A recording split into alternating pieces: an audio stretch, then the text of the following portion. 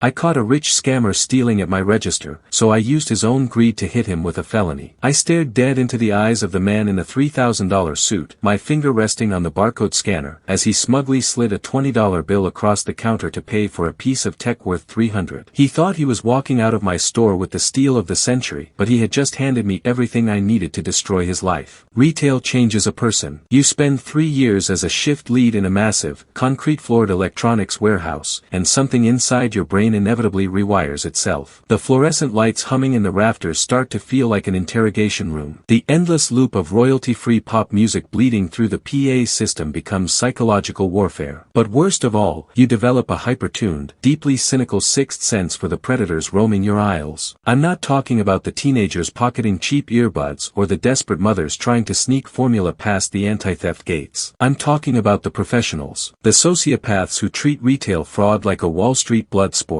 In our district, we called them ticket switchers. To the untrained eye, a ticket switcher looks like any other customer comparing prices. But to someone who has spent 1,000 days staring down the barrel of a cash register, they are glaring anomalies. They don't browse. They hunt. They carry razor blades tucked behind their thumbnails and tiny bottles of adhesive solvent in their pockets. Their entire game revolves around carefully peeling the universal product code, the barcode, off a deeply discounted clearance item and perfectly smoothing it over the barcode of a high-end, high-margin piece of merchandise. They rely on the apathy of minimum-wage cashiers. They bank on the fact that a dead-eyed 17-year-old scanning 50 items an hour isn't going to look at the register screen to verify that the box claiming to be a premium graphics card just rang up as a clearance mousepad. And for a long time, it works. It destroys our inventory logs. It triggers corporate audits. It costs good managers their holiday bonuses because the system shows a massive gap in high-ticket shrink. Over my 3 years, I had developed a physiological reaction to the scam. I could be standing 3 aisles over, blindfolded, and if I heard the microscopic, agonizing shhhkkk of cheap adhesive paper separating from cardboard, the hair on the back of my neck would stand up. But out of all the parasites draining our store's lifeblood, there was one guy who made my blood boil hotter than the rest. We called him the professional. He never came in wearing sweatpants or a hoodie. He didn't look like a guy trying to scrape by. Every Saturday morning, precisely at 10:15, he would stroll through the automatic sliding doors looking like he just stepped off the cover of a luxury watch magazine. Tailored charcoal suit, Italian leather loafers that clicked sharply against our cheap linoleum, and a cloud of cedar-scented cologne that announced his presence before you even saw him. He moved with this infuriating, practiced arrogance. He treated my staff like absolute garbage, snapping his fingers to get their attention, asking highly technical questions just to prove he knew more than they did, and acting profoundly offended if anyone dared to ask if he needed help finding anything. We knew he was stealing. My general manager knew it, the district manager knew it, and the security team knew it. But knowing it and legally proving it are two very different universes in the world of corporate retail. The company policy on asset protection was essentially a pair of handcuffs on the staff. We couldn't stop him unless we maintained unbroken, uninterrupted visual contact with him from the moment he concealed the item or altered the tag, all the way past the final point of sale. If he stepped behind a cardboard end cap for 2 seconds, the chain of evidence was broken. We couldn't touch him. And this guy knew the blind spots in our camera system better than the guy who installed them. Until we upgraded to the new 4K pan-tilt zoom overheads. It was a predictably miserable Saturday morning. The store was packed, the lines were wrapping around the battery kiosks, and the air conditioning was struggling to keep up with the body heat of 500 weekend shoppers. I was covering a legally mandated 15-minute break for our loss prevention guy in the security booth, a cramped, windowless room reeking of stale coffee and hot electronics. I was mindlessly clicking through the camera feeds when I saw the charcoal suit. He was standing in aisle 4, the smart home tech vault. I leaned forward, my chest pressing against the edge of the desk. I gripped the joystick controlling the PTZ dome camera directly above him and zoomed in. The new lenses were terrifyingly sharp. I could see the individual threads on his lapel. I could see the Rolex gleaming on his left wrist. And, most importantly, I could see his hands. He was holding our flagship item, the Ultima Smart Home Hub. It was a sleek, heavy black box that controlled everything from security cameras to climate systems, retailing for a firm $300. It was locked inside a spider-wrap anti-theft cable, but he wasn't trying to cut the wire. He was holding a second item in his right hand, a cheap, flimsy cardboard box containing our store brand,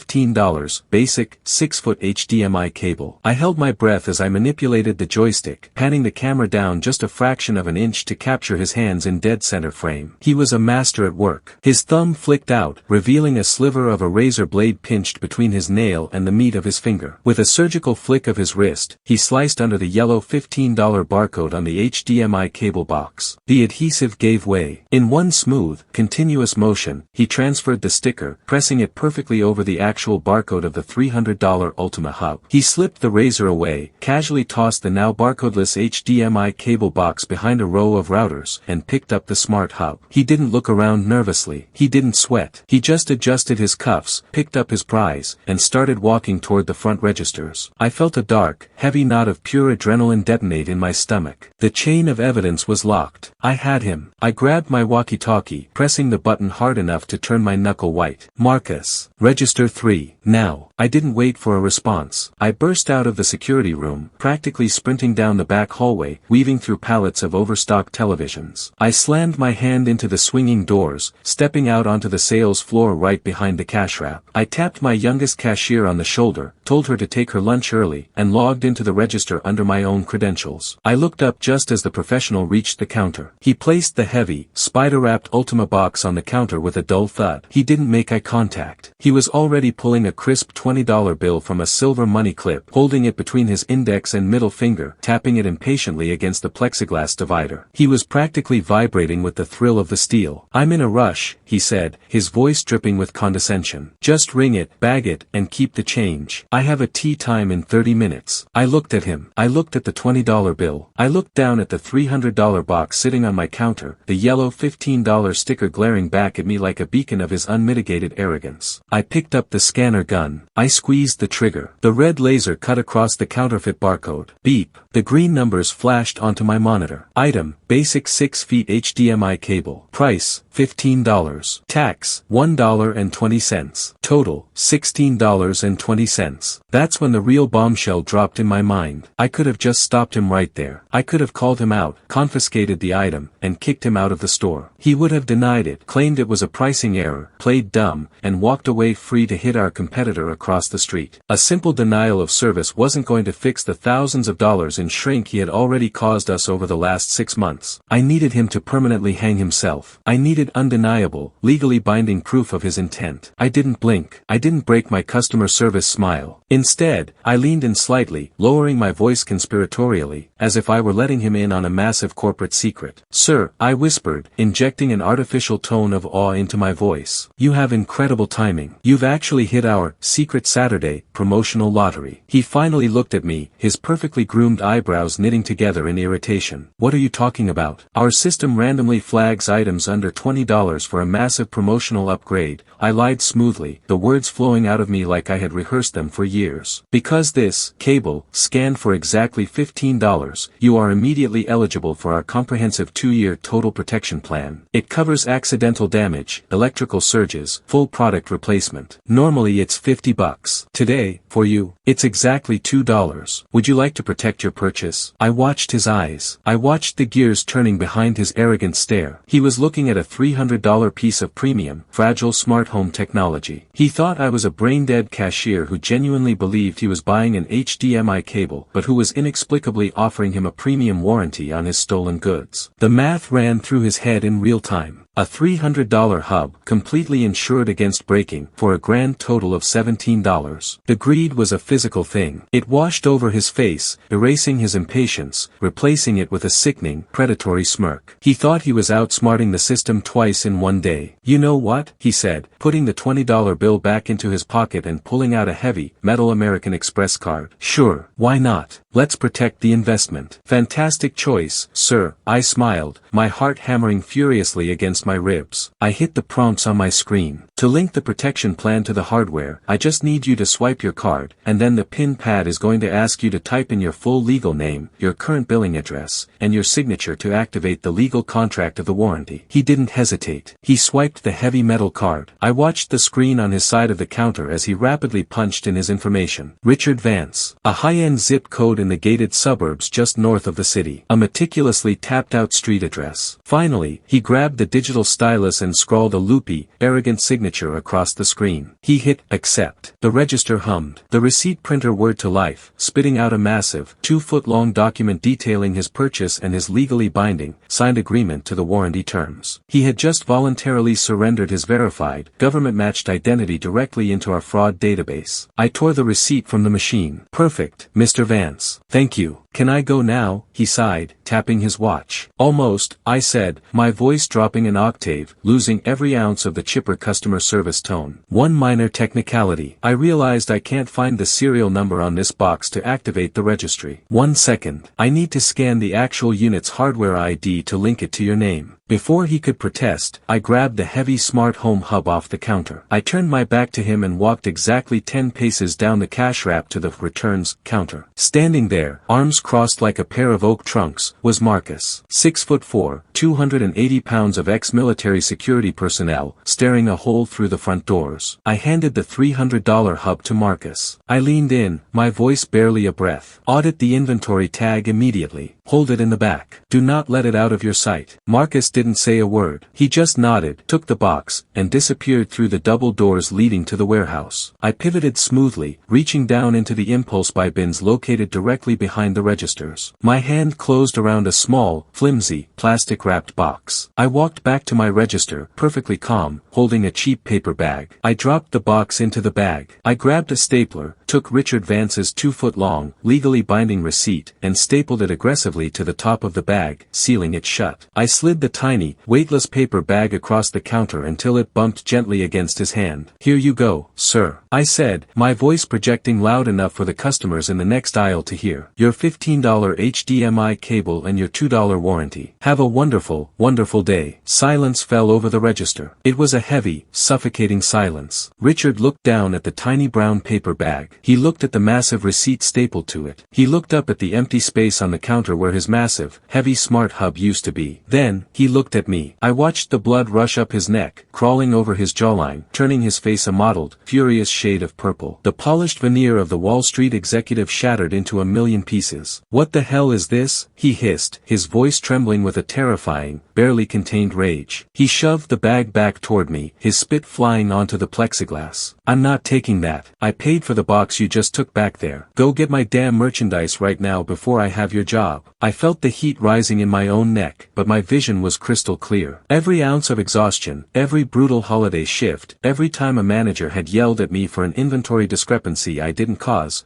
it all crystallized into a singular, razor-sharp moment of absolute clarity. I smiled. It wasn't a customer service smile. It was a predator's smile. No, sir, I said, my voice perfectly level, dripping with absolute authority. You didn't. I tapped the monitor facing him. My screen, your signed receipt, and the store's central inventory log all state, unequivocally, that you just purchased a basic, 6-foot HDMI cable. If I gave you that $300 smart hub right now, I would be actively participating in a federal crime known as product diversion.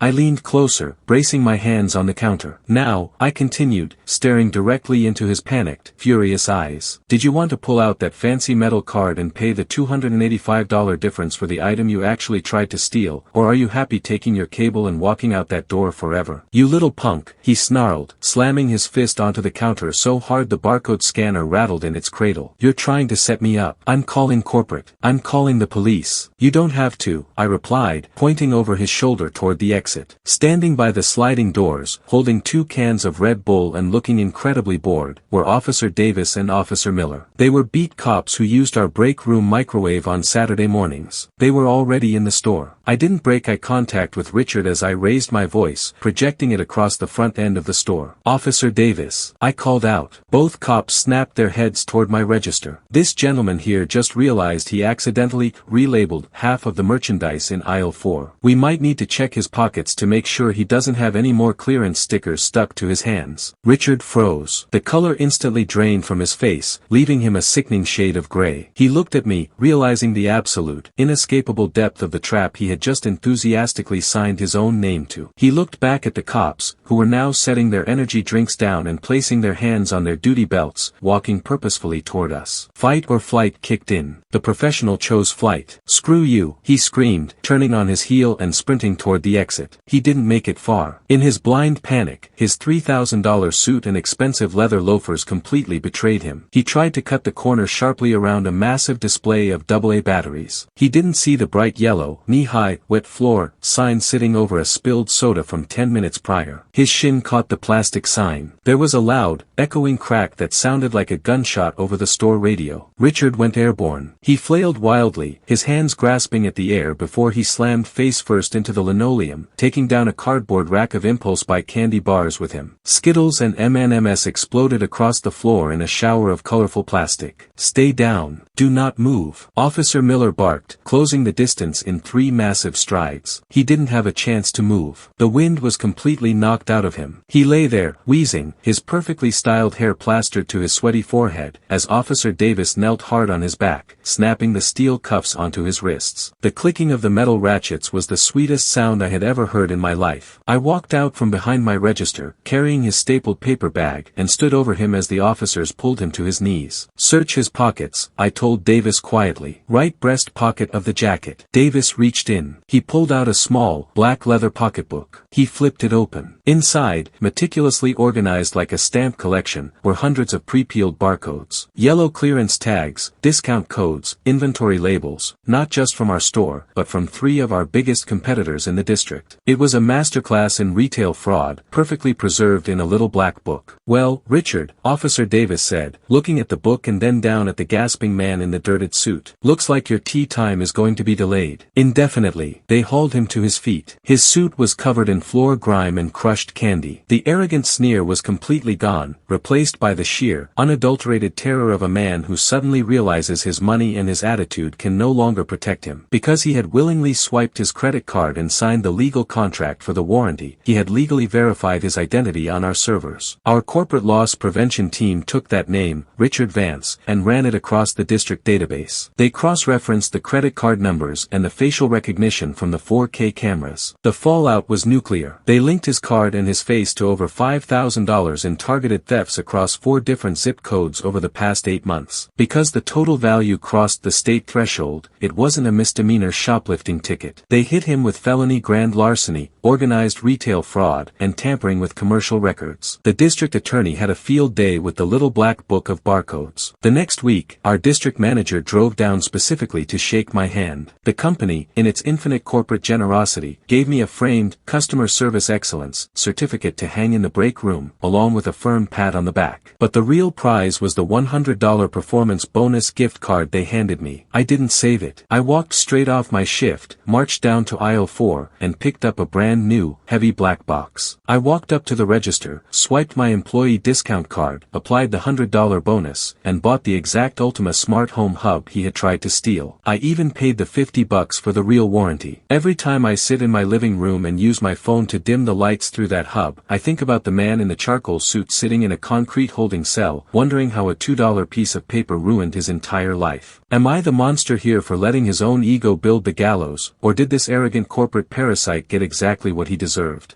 If you have made it this far and want to see more videos like this, then kindly subscribe and turn on notifications so you may never miss another story like this.